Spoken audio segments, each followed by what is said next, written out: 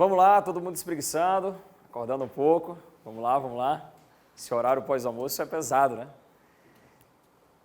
O mais difícil de um concurso público não é a prova, tá? É isso aqui, ó. A preparação. É ter disciplina, é ter foco, persistência, cumprir as metas, porque nós temos diversos motivos para fazer qualquer outra coisa. Estudar não é bom, cara. Estudar não é bom. Bom é viajar, bom é fazer compras. Não é não? Só que tudo isso nós só vamos conseguir depois do estudo. O estudo é o caminho mais fácil e certo para ser bem-sucedido. Caminhos obscuros não dá certo, né? Não dá certo. O estudo eu acho que é o mais fácil porque ele depende única e exclusivamente de vocês. E vocês, enquanto comércio, a gente tem uma série de outros fatores relacionados à economia, relacionado à concorrência, ao produto seu não atrativo. Concurso público não, é única e exclusivamente o mérito de vocês, a capacidade que vocês têm de acumular informações, de lembrar na hora da prova, marcar de forma correta e correr para o abraço da aprovação. Então, vamos continuar nessa pegada, firmes e fortes. É o que eu digo para todo mundo e volto a repetir, só não passa quem desiste. Qualquer pessoa que não passou em concurso público, pode conversar com ela 5 minutos que você vai perceber porque ela desistiu. Ela achou que não tinha condição, não valeria mais a pena. Foi desistência. Mas quem continua, quem insiste, quem não para, quem vai até o fim, consegue ser aprovado, mais cedo ou mais tarde. Isso acontece com todo mundo. Beleza? Muito bem. Então, na aula passada, no bloco anterior, nós falávamos sobre os primeiros crimes do Estatuto do Desarmamento, lembrando mais uma vez que se a arma é encontrada na residência ou no local de trabalho, pelo responsável legal, estaremos diante do crime de posse, e se a arma foi encontrada em vias ou locais públicos, estaremos diante do crime de porte ilegal. Todavia, o enquadramento vai variar conforme a natureza da arma. Se ela for classificada como arma de fogo de uso permitido, a posse está prevista no artigo 12, o porte ilegal no artigo 14. Agora, quando a arma é de uso restrito, ou então, quando a arma está com numeração raspada, pouco importa o calibre, nós estaremos diante do artigo 16, que tipifica a conduta que envolve armas, munições e acessórios de uso restrito. Tranquilo até aí? Lembrando que alterar as características de um armamento de modo a transformá-los como se fosse de uso restrito ou proibido, isso também é crime de porte ilegal de arma de fogo de uso restrito na sua forma equiparada. É o que diz o artigo 16, parágrafo único. Lembro ainda que quando há apreensão de material explosivo ou material incendiário, também será aplicado o artigo 16 na sua figura equiparada. Tudo bem? Tranquilo? Maravilha. Ter arma de fogo é uma responsabilidade a mais para qualquer pessoa. Para os policiais, para aqueles que têm de forma regularizada, para atiradores, caçadores, colecionadores. É uma preocupação, principalmente se na casa tivermos aqueles curiosos ali, crianças e adolescentes. Pois a falta de cuidado, a não observância das cautelas necessárias pode ser considerado crime, caso a criança, o adolescente ou deficiente mental se apodere da arma. E o que é se apoderar da arma, tenente? Tocar na arma. Se o menor de 18 anos ou deficiente mental tocar na arma, se apoderar da arma em razão da falta de cuidado do seu proprietário, o proprietário está cometendo um crime previsto no Estatuto do Desarmamento chamado de omissão de cautela. Esse crime, percebam, é de natureza culposa. Pode anotar isso aí do lado. De natureza culposa, em razão da falta do cuidado, entre a negligência de não tomar as cautelas necessárias. Entendido? Então, cuidado com esse detalhe aí. Muito bem, tenente? Mas se o pai policial, ao chegar em casa, coloca o armamento dentro de um cofre, tranca, depois fecha a porta do armário, coloca um cadeado, esconde a chave debaixo da cama, Mas mesmo assim, o peixinho descobre tudo, vai lá e pega o armamento. Há crime? Não. Percebam que o pai tomou as cautelas necessárias, razoáveis, proporcionais para impedir. O menino que é um peixinho, né? É um demônio. Né? Não é possível. Então, cuidado. Né? Se a pessoa tomar as cautelas necessárias, mas a criança, o adolescente que dribla o mundo, meu Deus do céu, como é que pode? Não se fala em crime. Uma situação como essa, né? Está nítido aqui a falta de cuidado. Porra, bota numa gaveta da cômoda, do criado mudo, um local de fácil acesso. Todo mundo sabe que criança, adolescente, vive pela curiosidade de conhecer, de pegar, de querer ver. Então, basta se apoderar. Se na prova disser, só haverá crime se a criança fizer uso e causar dano a alguém, certo ou errado? É errado, não precisa desse dano. Tá? Isso aqui é um crime de mera conduta, basta ele se apoderar, estaremos diante do delito. Qualquer menor de 18 anos ou pessoa com deficiência mental, né? Um síndrome de Down, por exemplo. Muito bem.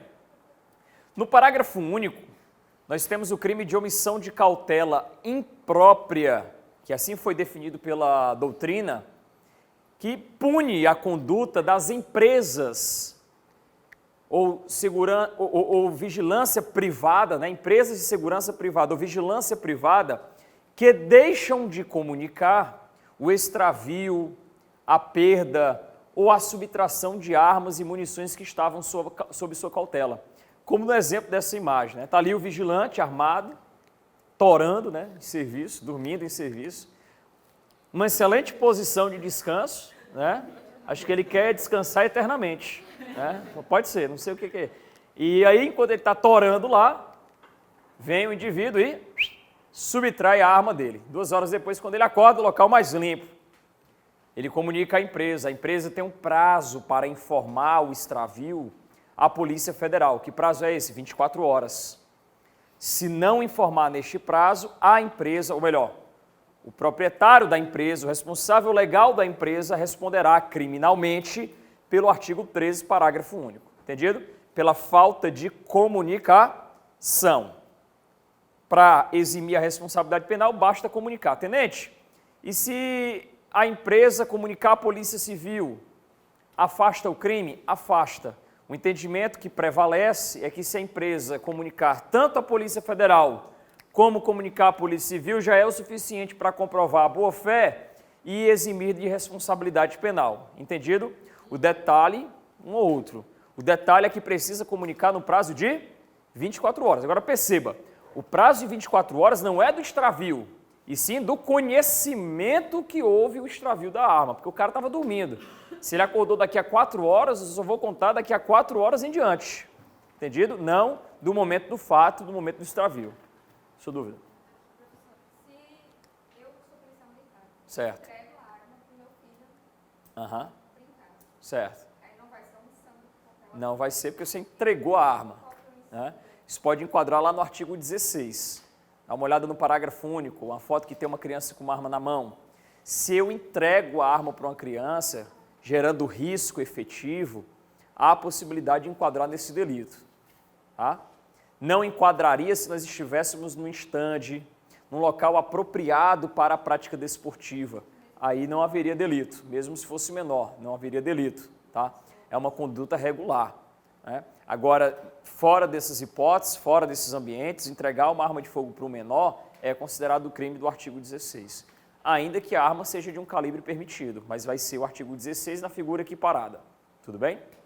Maravilha. Ali é tão somente a falta de cuidado. Né? A omissão de cautela é a falta de cuidado, a negligência.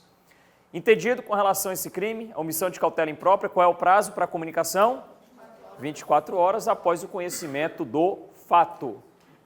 Muito bem, maravilha. Também existe o crime de disparo de arma de fogo. Disparar arma de fogo em um local público, em uma via pública, um local habitado ou em direção a um local habitado é considerado crime, em razão do risco da conduta. Muito bem, o simples disparo, ainda que esse projétil não atinja ninguém. Né? Então, disparei para o alto, O projétil não atingiu ninguém, não causou dano nenhum, mas há crime porque nós estamos falando de um delito de perigo. Perigo presumido, inclusive. Certo? Agora, é claro, se eu atiro com o propósito de matar alguém, mas não acerto, né, eu quero matar Pedro, atiro, dum, dum, dum, erro os 3 tiros. Será que eu vou responder por disparo de arma de fogo? Não, eu vou responder tão somente pelo crime de homicídio, na forma tentada, já que eu não consumei por circunstâncias alheias à minha vontade. Entendido? Então, perceba que só haverá disparo de arma de fogo se a conduta de disparar não tiver a finalidade de praticar outro crime. Então, se eu quero disparar para matar alguém, eu vou responder por homicídio na forma tentada, a chamada tentativa branca, caso eu não acerte a vítima pretendida. Entendido? Muito bem, excelente. Um detalhe, por que disparar no instante de tiro não é considerado crime? Porque nós estamos num ambiente regulamentado, né? É uma atividade ilícita, é um exercício regular de um direito, é uma causa de exclusão da ilicitude. Tranquilo? Tenente, e se eu estou numa fazenda, uma fazenda que tem 30 quilômetros de largura, mais 30 quilômetros de comprimento. Eu estou no meio dessa fazenda, efetuando disparos, tiro ao alvo, em objetos que eu havia colocado no galho de uma árvore. Há crime numa situação como esta, numa fazenda que não mora ninguém, não há crime, porque eu não estou em local habitado, não estou nas suas adjacências, não estou em via pública e muito menos esse tiro vai ter condição de alcançar a via pública. Um disparo de um fuzil a 45 graus, ele é capaz de chegar a 3, 4 quilômetros, mas não passa disso. Não tem como mais do que isso. Então, efetuar disparos aqui dentro nunca iria atingir via pública, não iria colocar em risco o bem jurídico tutelado de ninguém, concorda? Então percebam que só há crime quando o disparo for em local habitado, nas suas adjacências, em via pública ou em direção a ela. Tranquilo? Tenente, e o policial militar que diante de um grupo de manifestantes que vão em sua direção com o intuito de lhe bater, de lhe agredir, ele efetua um disparo para o alto, para que aquela massa se disperse. Ele está cometendo algum crime? Não, ele está agindo em legítima defesa, né? Agindo em legítima defesa, ele efetua um disparo para proteger o seu direito, para cessar aquela agressão iminente e injusta que estava para acontecer. Beleza? Dúvidas? Dúvida? Tranquilo? Muito bem, muito bem. Vamos adiante. No artigo 17, encontramos o crime de comércio ilegal. O que caracteriza o comércio ilegal? A finalidade lucrativa, né? Comércio ilegal nada mais é do que a comercialização irregular de armas de fogo, acessório e munição.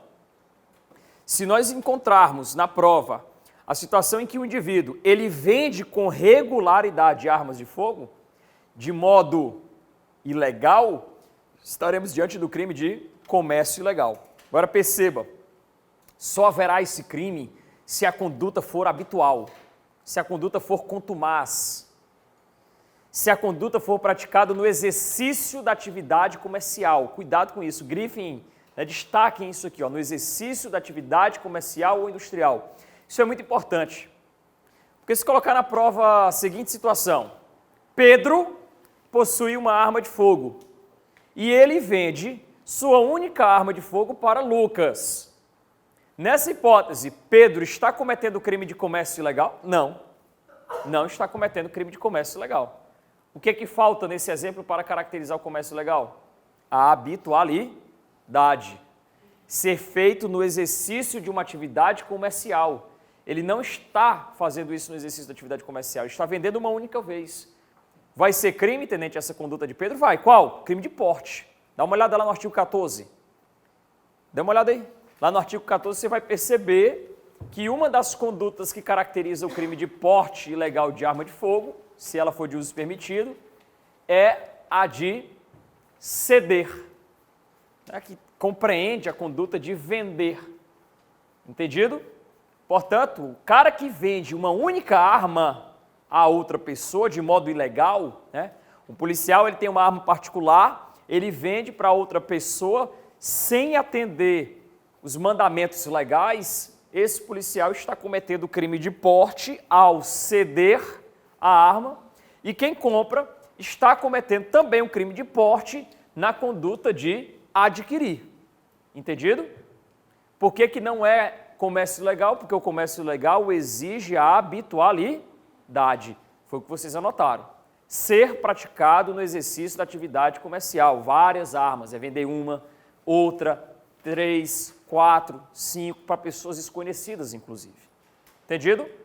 Muito bem. Adiante. Olha só. No artigo 17, ou melhor, no artigo 18, nós encontramos o crime de tráfico internacional de arma de fogo, acessório ou munição. Então, ações como essas das imagens, em que a Polícia Rodoviária Federal ou a Polícia Rodoviária Estadual apreendem mercadorias oriundas do Paraguai, armas de fogo, munições, acessórios, esta conduta caracteriza o tráfico internacional de arma de fogo. Entendido?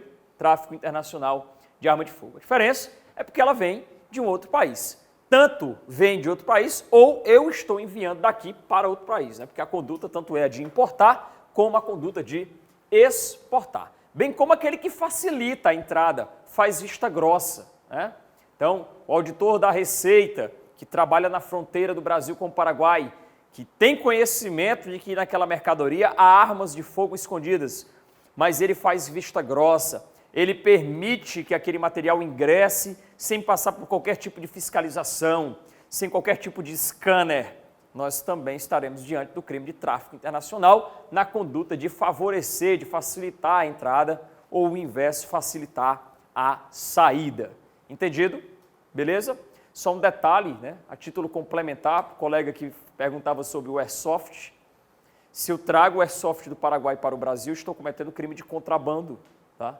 Crime de contrabando, porque o Airsoft é uma mercadoria regulamentada, restrita, portanto, o ingresso irregular caracteriza crime de contrabando do Código Penal. Não pode trazer do Paraguai, dá problema. Muito bem, maravilha. Aqui algumas causas de aumento de pena, depois vocês dão uma olhada.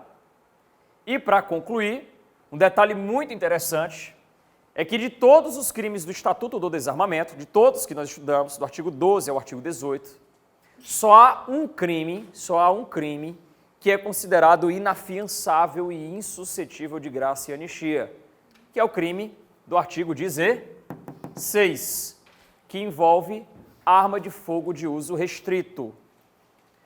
Ele é considerado hediondo, foi incluído na lei dos crimes hediondos recentemente.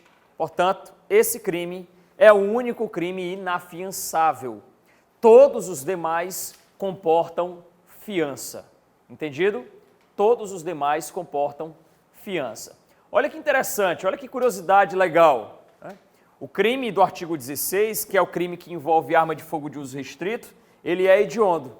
Mas o tráfico internacional de armas de uso restrito não é hediondo, por falta de previsão legal. O legislador esqueceu. É muito mais grave o tráfico internacional de um fuzil do que propriamente o porte de um fuzil, né? Muito mais grave. Só que o legislador esqueceu disso e só considera hediondo o artigo 16. Portanto, é o único crime inafiançável. Certo? Muito bem. Armas de fogo que são apreendidas, o que é que são feitas com ela? Depende. Se as armas elas estiverem em perfeito funcionamento, em perfeitas condições, e as forças de segurança pública entenderem que elas são viáveis para o emprego policial, é possível fazer essa solicitação ao Exército, para que sejam encaminhadas para a utilização das polícias. Nós temos, em Santa Catarina, alguns armamentos que foram apreendidos, que são utilizados hoje pelas nossas equipes policiais. Boas armas, de qualidade, novas, que foram apreendidas por nós e nós mesmos solicitamos a autorização para a utilização. Tranquilo? Beleza? Mas aquelas armas que nós não temos interesse, por exemplo, revólveres, nós não temos interesse. Não é mais um armamento de natureza policial. Ou armas antigas, armas defeituosas, estas serão destruídas pelo Exército Brasileiro. Entendido? Muito bem. Lembrando que essa destinação da arma depende de autorização judicial. Como nesse caso, né? Armas antigas, vamos destruir tudo, reciclar esse material. Armas de qualidade, essas Glocks aqui, ó, 9mm, boas, novas, a gente pode pedir autorização ao juiz para ser destinada às forças policiais. Tranquilo? Beleza? Já falamos sobre armas de brinquedo, vimos que não há nenhum problema de ter réplicas, simulacros, que são destinados às instruções, adestramentos. Também vimos que arma de brinquedo, réplicas e simulacros não são crimes do Estatuto, porque elas não são armas de fogo. Não são armas de fogo. Muito bem. E para concluir, vamos falar sobre os guardas municipais e sobre a possibilidade deles terem ou não arma de fogo. Será que o guarda municipal ele pode ter arma de fogo? Será que o município pode autorizar os seus guardas municipais a portarem armas de fogo? Resposta, sim. O detalhe é que o Estatuto do Desarmamento, ele traz uma discriminação quanto à autorização para os guardas municipais seriam permitidos utilizar arma conforme o número de habitantes do município. Havia, ou melhor, há ainda no Estatuto do Desarmamento essa distinção. Só que aqui está o detalhe para a nossa prova. O Supremo Tribunal Federal decidiu, no ano passado, que todos os guardas municipais de qualquer município podem ser autorizados por legislação para portarem arma de fogo em serviço ou fora dele. Acabou com essa discriminação, porque antigamente, somente municípios capitais de estado e municípios com mais de 500 mil habitantes é que os guardas municipais poderiam portar dentro e fora de serviço. Hoje não há mais essa distinção. Qualquer município, a depender do seu entendimento, da sua vontade, pode permitir guardas municipais a portarem dentro e fora de serviço armas de fogo. Tá bom? Isso foi uma decisão de caráter eliminado do Supremo Tribunal Federal, mas é um precedente que, se for cobrado na prova, essa tem que ser a resposta. Essa tem que ser a resposta. Tranquilo? Muito bem. Encerramos, deixa de lado o Estatuto do Desarmamento. Nós vamos falar agora, pois não? Se falar o quê? Se falar em STF, ele coloca. Sim, sim. A ideia é que a questão pergunte com base na decisão do Supremo, né? Mas pode perguntar na jurisprudência ou então o entendimento atual. São formas veladas de quererem saber as mesmas coisas. Tranquilo? Eu acho, conhecendo a FEPES, eu acho que eles não vão entrar nesses assuntos polêmicos, tá? Esses assuntos que estão sendo discutidos jurisdicionalmente. Eu acho que eles vão direto ao que está na lei. Vamos pular um pouco a Lei Maria da Penha, deixa ela um pouco de lado. Vamos direto para a Lei de Abuso de Autoridade e depois a gente volta para tratar desta lei. Tranquilo? Vamos falar da Lei de Abuso de Autoridade. Um detalhe interessante é que já foi aprovado no Congresso Nacional a nova Lei de Abuso de Autoridade. Foi aprovado, está com 2, 3, 4 semanas, não lembro, menos de um mês. Foi aprovada a nova Lei de Abuso de Autoridade. Lei esta polêmica, porque ela traz uma série de restrições para a atividade policial, para a atividade de investigação e até para a atividade do Poder Judiciário e Ministério Público. Muitas associações estão questionando o excesso previsto nessa legislação, que para muitos, inclusive ao meu entender, visam frear as ações anticorrupção que estão sendo desenvolvidas pelo Brasil desde a força-tarefa da Lava Jato. Mas deixando de lado essa discussão, saibam que para a prova de vocês, do dia 1º de dezembro, será cobrada a lei antiga, certo? É o que está no edital, basta conferir. Lá cita a Lei 4898 de 1965, que é a antiga Lei de Abuso de Autoridade. Por que não está sendo cobrada a nova lei? Porque a nova lei, embora ela tenha sido aprovada, ela não entrou em vigor ainda. Ela foi aprovada há um tempo, só que ela tem um prazo de vacácio legis de 100 e poucos dias, 120 dias, eu acho. Então ela não está em vigor. Se eu praticar hoje um abuso de autoridade, hoje eu ainda vou ser submetido a essa legislação de 65, que ela não está em vigor. Então, para a prova de vocês, resumindo toda essa conversa, para a prova de vocês, que cai é a Lei de Abuso de Autoridade, aprovada no ano de 65, a Lei 4898, que nós vamos começar a trabalhar a partir de agora. Tranquilo? Muito bem. Então, cuidado quando for baixar essa legislação no site do Planalto. Bom, a Lei de Abuso de Autoridade que cai na nossa prova, ela estabelece a tríplice, olha só, tríplice responsabilidade da autoridade pública. Por que tríplice? Porque nós temos responsabilidade em 3 esferas. Em outras palavras, significa que quando eu pratico abuso de autoridade, será instaurado um processo administrativo, um processo civil e um processo penal. Por isso, a tríplice responsabilidade. Entendido? Essas instâncias são independentes, pode até anotar isso aí do lado, instâncias independentes. O que é que significa isso, tenente? Significa que eu posso ser absolvido na esfera administrativa, condenado na esfera civil e absolvido na esfera penal. É possível ter decisões distintas, essa é a regra geral, entendido? As instâncias são independentes e podem ser cumuladas, nenhum problema, porque elas tratam de assuntos e repercussões distintas, entendido? Então as esferas, as instâncias são independentes e é exatamente por isso que, se perguntarem na prova, o processo penal, ele pode ser sobrestado, ele pode ser interrompido para aguardar a decisão final do processo administrativo? Resposta: não pode. É vedado, inclusive, pela própria lei, sobrestar o processo para aguardar a decisão final da ação penal ou da ação civil. Então, olha o que diz a Lei de Abuso de Autoridade do artigo 7º, parágrafo 3º. O processo administrativo não poderá ser sobrestado para o fim de aguardar a decisão da ação penal ou civil. Então, a gente não pode parar o processo administrativo, entendido? Beleza? As instâncias são independentes. Então, o que é que nós vimos até aqui? Primeiro, que o que cai na prova de vocês é a Lei de 1965. Tranquilo?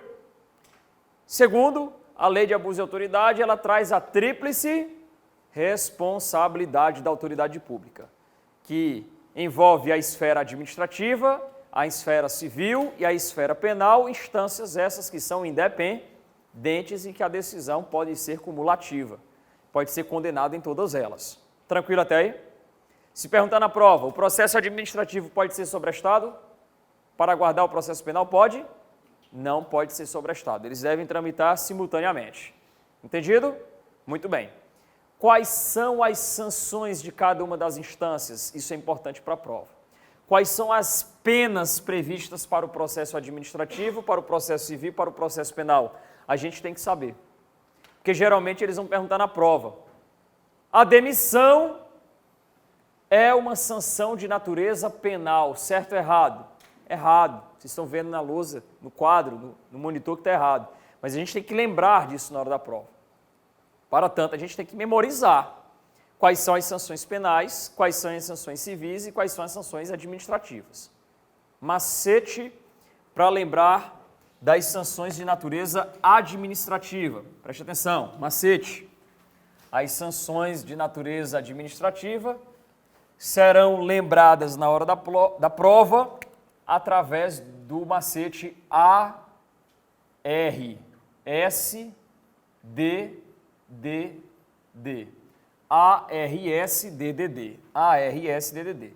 A de advertência, R de repreensão, S de suspensão da função com perda de vencimento, D de destituição da função, D de demissão e último D, demissão a bem do serviço público, que hoje, na prática, não há mais distinção, né? Ambos são chamadas de demissão, por isso que eu acabei até suprimindo no nosso material. Mas o certo é isso aqui, ó, ARSDDD, advertência, repreensão, suspensão, destituição, demissão e demissão a bem do serviço público. Na prática, não há mais distinção entre elas. Tudo significa a mesma coisa, que é o fim do vínculo entre a autoridade pública e o poder público. Tranquilo? Essas são as sanções administrativas, que elas vão ser estabelecidas conforme a gravidade do abuso de autoridade. Quanto mais grave o abuso de autoridade, mais grave será a sanção. Tranquilo? Muito bem. Maravilha. Quais são as sanções penais? Aí sim, nós vamos falar da multa, da pena de detenção, e, por fim, da pena de perda do cargo, com inabilitação pelo prazo de 3 anos. Perda do cargo com inabilitação. Tranquilo? esse é um dos principais assuntos cobrado em provas quando o tema envolve abuso de autoridade. Esse é um dos principais assuntos. Eles vão dizer, eles vão querer perguntar, a multa é uma sanção civil, certo ou errado? Errado. A multa é uma sanção penal. A demissão é uma sanção penal, certo ou errado? Errado. A demissão é uma sanção administrativa. A perda do cargo com inabilitação é uma sanção administrativa, certo ou errado? Errado. É uma sanção de natureza penal. É assim que cai na prova. E aí o cara aprende errado, ele não grava as informações e ele pensa, porra, perda do cargo. Cara, eu acho que a perda do cargo é administrativo. Não, é sanção penal. Exatamente, pode dizer, a indenização é uma sanção administrativa. Não, a indenização para reparar os danos é uma de natureza civil ou civil. Entendido, senhores? Beleza? Então foquem bem nas sanções, para não confundir uma com as outras. Tranquilo? A civil, como a colega falou, é uma indenização, é a obrigação de reparar o dano sofrido pela vítima. Certo? Então, se eu pratico abuso de autoridade, se for algo grave, eu posso ser demitido, eu posso ser punido com multa, detenção e perda do cargo e ainda ser obrigado a indenizar a vítima do meu ato abusivo. As 3 esferas. Tranquilo? Muito bem. Maravilha.